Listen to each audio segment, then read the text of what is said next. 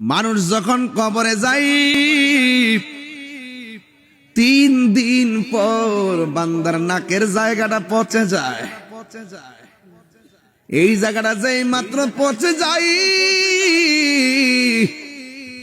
তখন পেটের ভিতর দিকে কিরা বের হয়, কিরা পোকা।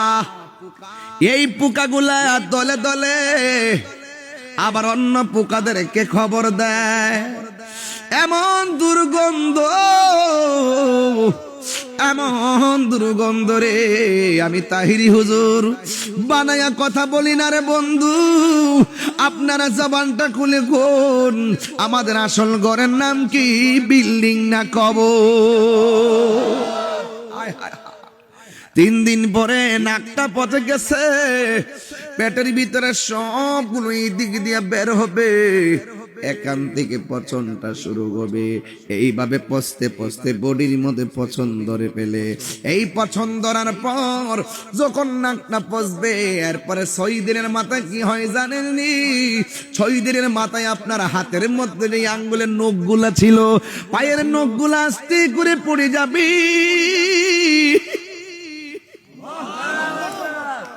আরে এত সুন্দর বডি, এত সুন্দর চেহারা, এত শক্তি আমার, নিতর দেহ কবরে। ও আমার জগন্নাথপুরের বাবা, ও রানীগঞ্জের বাবা, গন্ধব্রপুরের বাবা রে, কি দিয়ে বুঝাবো? দুনিয়া অহংকারের জায়গা না।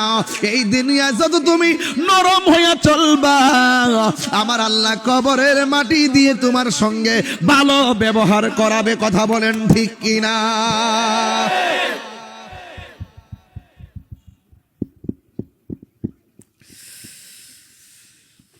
6 দিনের মাথায় নখগুলা পড়ে যাবে, অল বডিটারে এমন ভাবে পোকামাকড় খাবে, সেই দিন তোমার দেহ দেখার জন্য কেউ যাবে না। আমার নবী, আপনার নবী বলেন, এই পৃথিবীর মধ্যে যত আযাব আছে, গজব আছে, সব চাইতে কঠিন আযাব হলো কবরের আযাব। হারিয়ে যাব একদিন আমি, রব নাই ভুবন চিরদিন, বলো হারিয়ে যাব একদিন আমি, রব নাই ভুবন চিরদিন। ক্ষমা করে দিও তোমরা আমায়, বলো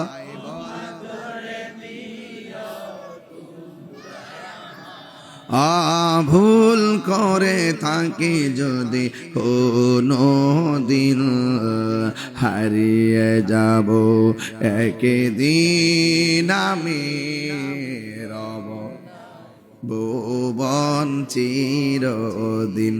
বলুন হারিয়ে যাব একদিন আমি, রব নাই ভুবন চিরদিন। বাসে বাগানে বা গোরস্থানে